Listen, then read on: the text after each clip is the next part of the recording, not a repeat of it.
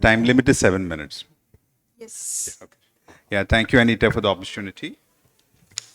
When we think of this structure, cornea, the beautiful structure that you see every day, it it retains a lot of moisture on the surface, and its regularity is very vital for its functioning. One for the transparency, second for the feel of it. So cornea, as you know, has the highest nerve density. I think the number of nociceptors per square millimeter, if you take, it's about 7,000 nociceptors per square millimeter. It's easily 300 times that of skin. No wonder why when we get a small foreign body in the eye, you are so much irritated. So that is, there is something called a lacrimal function unit. I don't have the time to go into that. Basically, there is a good afferent and efferent system with which God or whoever has designed it has made it possible for it to function optimally. So the tear film consists of multiple constituents. I think now everyone knows that it's a bilayered film that you have. The lipid layer which prevents evaporation, and then the big aqueous layer which is containing both aqueous component as well as mucins. There are mucins right within the aqueous layer as well. And as you see in the top picture, you see a lot of lactoferrin, a lot of immunoglobulins, electrolytes, lot of stuff which no artificial tears can substitute. So when you get a disruption in any or one of the components, quite often there is a problem. So dry eye is a multifactorial disease in which the homeostasis is lost, and in which there is, and in the new definition they have included the neurosensory abnormalities as well. So we should also realize that when the cells are, in between the cells, there is something called the intercellular cement, for which hyaluronic acid is very, very important. So when the cells are, when the cement, the layer comes down, actually the sensations that comes out of the surface would be much more. So the epithelial thickness also, as you know, quite often reduces in dry eye. And when it is hydrated properly, the sensations that come from the surface is much, much less. So the ideal artificial tear should be able to restore the ocular surface and to bring about the normal hemostatic state, which nobody can, no product can. So tear substitutes in general, it reduces the friction during the blinking. And if you look at the viscosity of it, its normal tears is about 9 millipoise, and tear substitutes are anywhere between 10 to 44, which tells you that it's slightly viscous, and there is some amount of blurring, which is quite usually transient. There are different categories. Again, time doesn't permit me to go into all the details, but I think it's very, very, very, very difficult to get any proper literature on this because there are multiple studies. Most of it are funded studies. So to come across a non-funded study, which is very difficult, I think I was lucky to see this study and have put some data out of it. So what we use commonly are semi-synthetic cellulose derivatives, methyl cellulose and carboxymethyl cellulose. So these are demulcents. They are slightly makes the tear film more viscous. It retains the tear film for a long period of time, and there is less friction on the surface. Host of products are available, and between HPMC and CMC, CMC is a better mucoadhesive, but in general both are almost similar. And among the synthetic polyvinyl polymers, these are slightly different mechanism of action. It works like mucin. It attaches to the epithelium and basically makes the surface more smooth. That is the polyvinyl alcohol, povidone, and polyethylene glycols and all that. So it lowers the surface tension, and that's how it stabilizes the tear film. So certain products like Sustain, I don't have any commercial interest, but I just want you to know that these bind to this HP GOR is there, which binds to hydrophobic sites, and there are active demulcents which are there in the surface. HP GOR keeps all together, and it provides a extended protection. So there are even among the so-called Sustain, there are multiple things that is available. So much more confusing. And in Sustained Balance, you have, along with that, lipids are also present. In Sustained Complete, you have electrolytes also.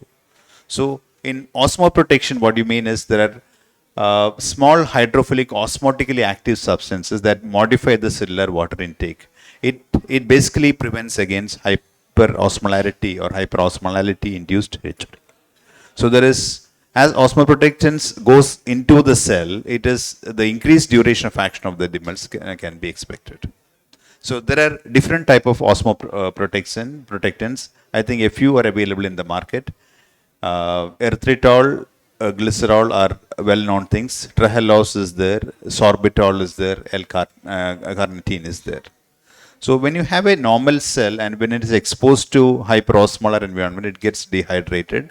In the initial period, it is reversible. So if you are using osmoprotection, it's more likely to come back to normalcy than if it goes to a permanent state of damage. If it goes beyond a certain stage, there will be apoptosis and cell damage, which is irreversible.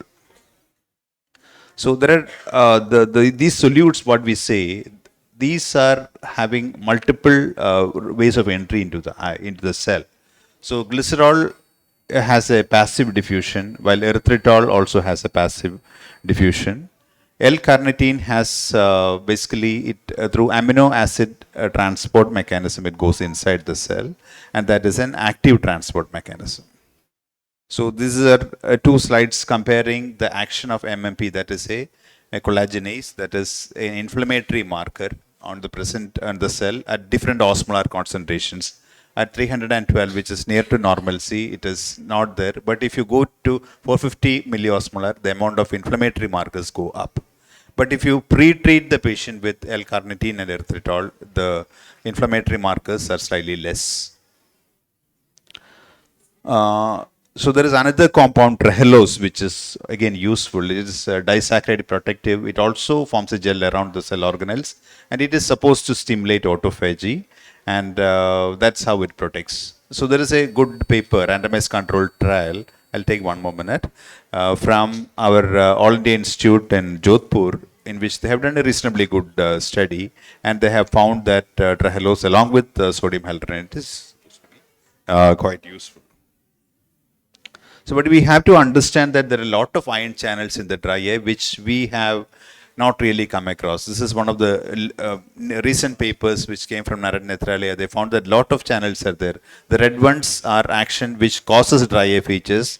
The blue ones in action resolves the dry eye features. So a lot of channels are there. If you just see the action of few channels and few molecules get into that doesn't work that way. So it's a much more complex mechanism. We have just made baby footsteps there.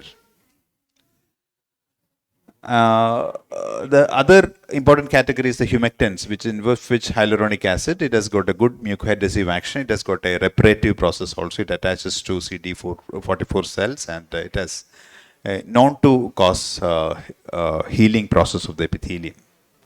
And hyaluronic acid CMC combination is a good one. And there is a meta-analysis which tells that the combination is really useful. I think a lot of options are there nowadays. I think one of the things which are not available in our market is one is decofazole and rebamipide. I think these two drugs are very effective. Actually, it is there in the Japanese and Korean market, and it is doing very well.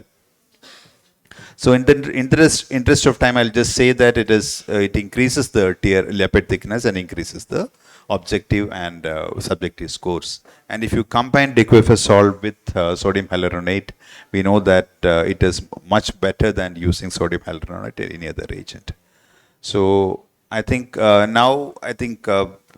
you compare with the data which is coming from the West, and if you look at the data which is coming from the East, the Japanese data appear more appealing to me in that there is a target for tear film oriented therapy in which there is a significant type of short breakup time dry eye, which is very commonly seen in our context. And in such people, decofazole and rebamipide are very good agents. Thank you so much. Thank you, Anil. That was a very informative talk, and he had summarized everything. And last few slides were particularly very important. He had summarized what is happening when there is hyperosmolarity, and when will you choose an osmoprotectant, dry eye, and lubricant. And we will be dealing with more in the panel.